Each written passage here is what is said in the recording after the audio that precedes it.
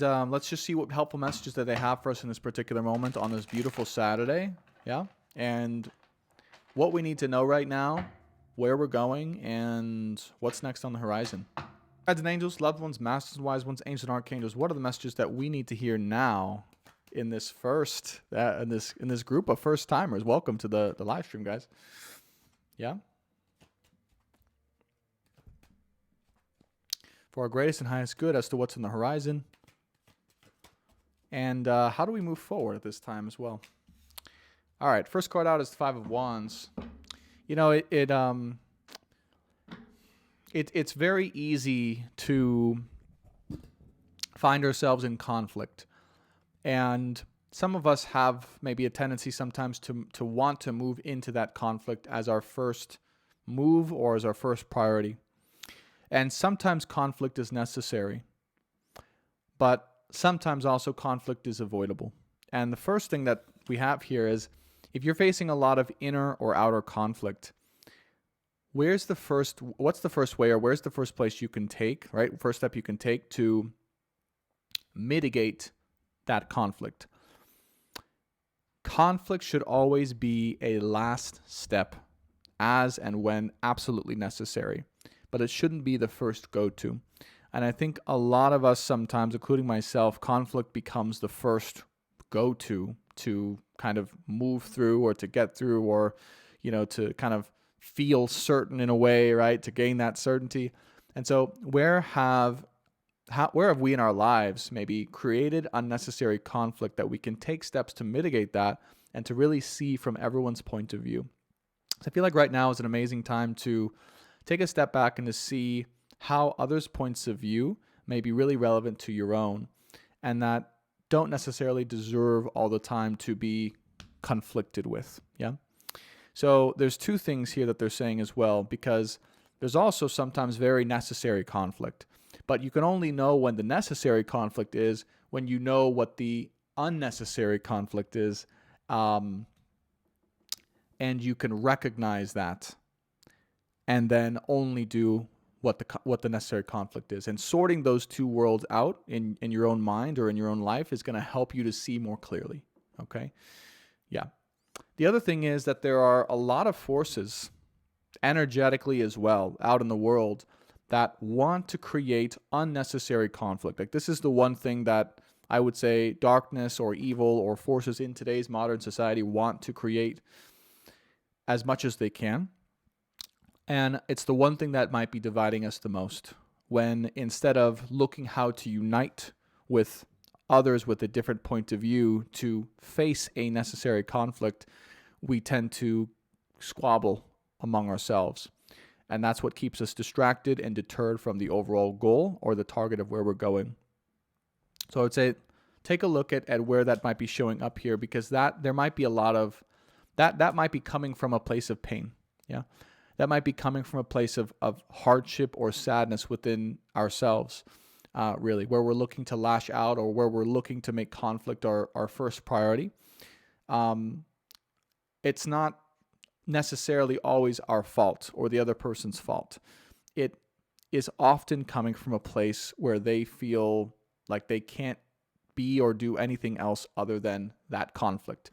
And again, as the guides mentions, the conflict sometimes makes us feel more certain or makes us feel more powerful in who we are, when in reality we're feeling like this, Five of Cups.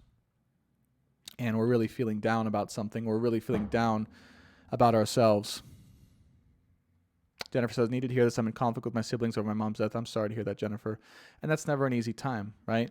But yeah, the guides are saying, and it's no coincidence you landed in this reading, right, that oftentimes that conflict comes from a place of pain, and really we're all hurt. We're all hurt in some way. And making someone else feel extra hurt is oftentimes just a symptom of our own hurt inside internally, you know? And it's okay, right? Like, no one's being judged here or blamed here, but where can we take steps to remedy that?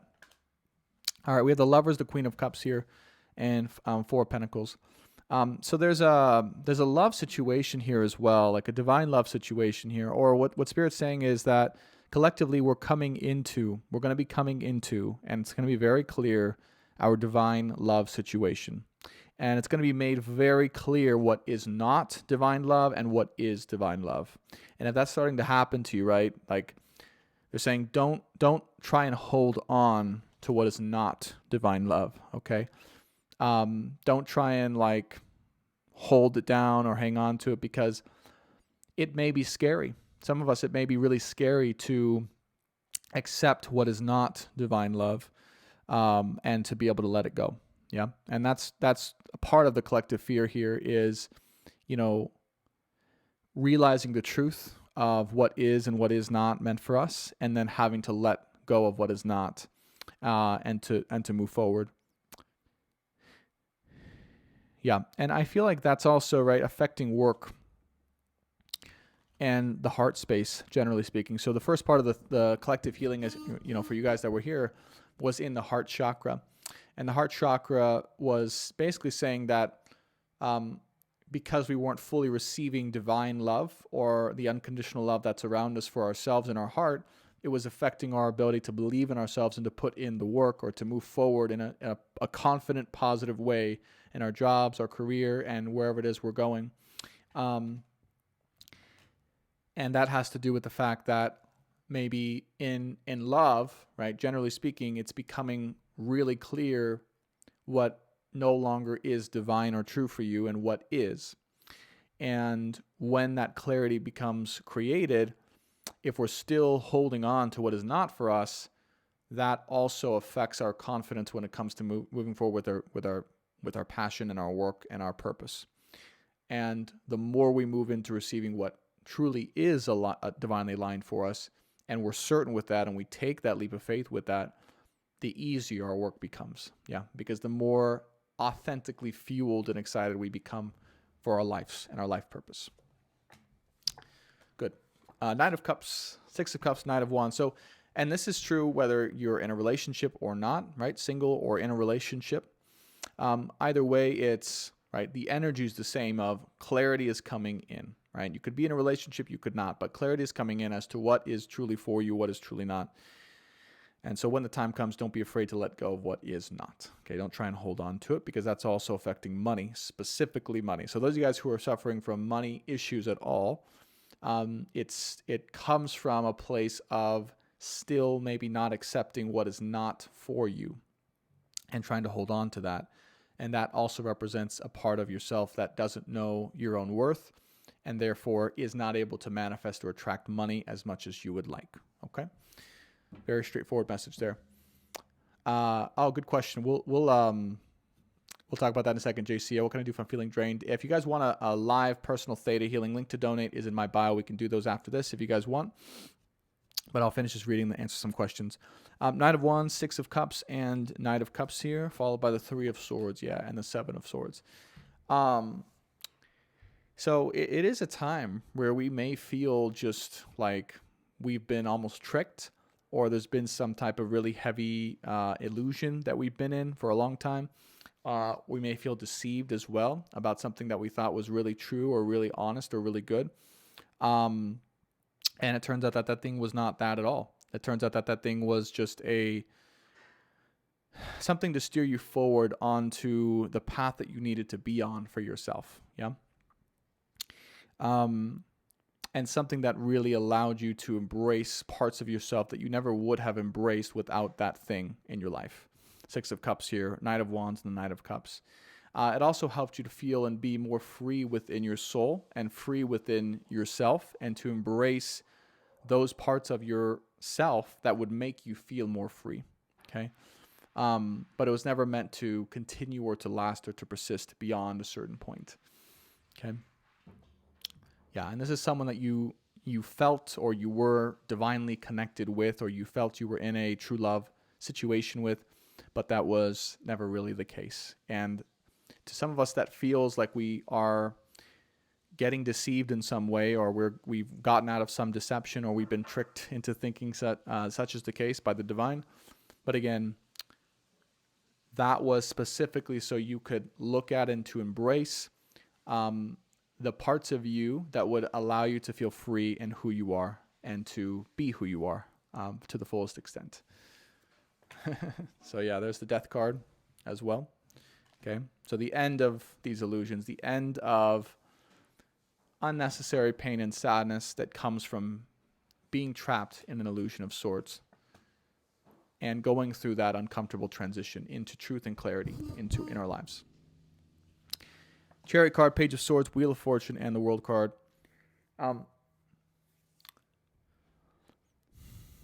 So it is this lack of clarity for some of us that's been driving us really crazy, that's been kind of confusing us to a large degree about where we're meant to go and who we're meant to be, and not allowing us to move forward, right? It's like we are just about free to be who we are, except this one little thing, this one little piece of our life, this one little lack of clarity is keeping us stuck and keeping us from moving forward, and we just need something to break us out of that.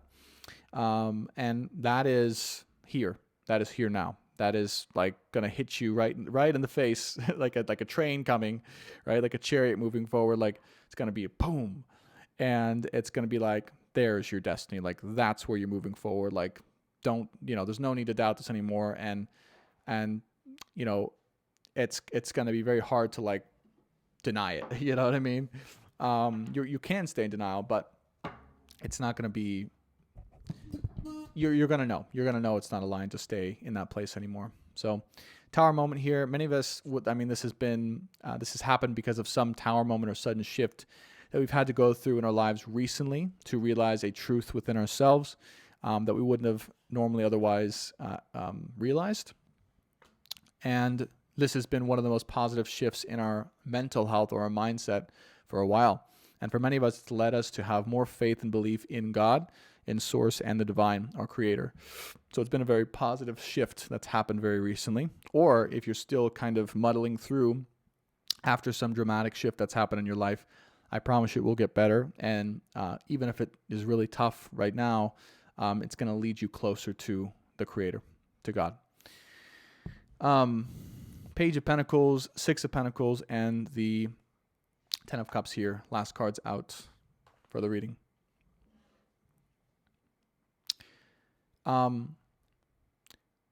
It's this part that if you can let go of, and it's one of the hardest things really to let go of, right? Whatever illusion or deception that you were kind of in and out or stuck in, right? Both in life purpose and or divine love or any other part of your life where you felt this. It's the last part to feeling so empowered and feeling so confident in who and what you really are, right? It's taking you letting go of that part and allowing the clarity that comes in to be cemented, to be assured for you, and moving forward with that without doubts and without any hesitation, that allows you to attract in the finances, the generosity, the abundance, and the empowerment to be able to be very, very happy, either in your current situation, relationship, and or moving forward in the future with your divine partner. You will be clear. And the whole reason for this illusion and deception you've been through in the first place was to get you to this point, was to get you to a point of divine clarity where there is no going back and you are crystal clear on who you are and what you can give to the world. And even though it's been one of the toughest things you've had to face in your entire life, this whole chapter of uncertainty and unknowingness and illusion and deception and feeling tricked and all these things, emotionally speaking, it's taught you everything you've needed to know, and it's brought you to the healing, every part of yourself that you've needed to heal in order to step forward with that clarity and that certainty. And that's the certainty that brings you the abundance and the magical chapter in love that awaits you ahead. Final three cards of advice for this particular collective reading. Hermit card, Devil card, and Nine of Wands. Two of Swords. So each of us will find the advice here is to go internal right now. That's the best thing we can do, to go internal, Hermit card, and to find out, because the answer is waiting for us, where the illusion was and what illusion still traps us and what illusion still keeps us from moving forward, Knight of Wands, in a hesitant way because of the fear of what might happen again, or just the fear of not being certain. Yeah.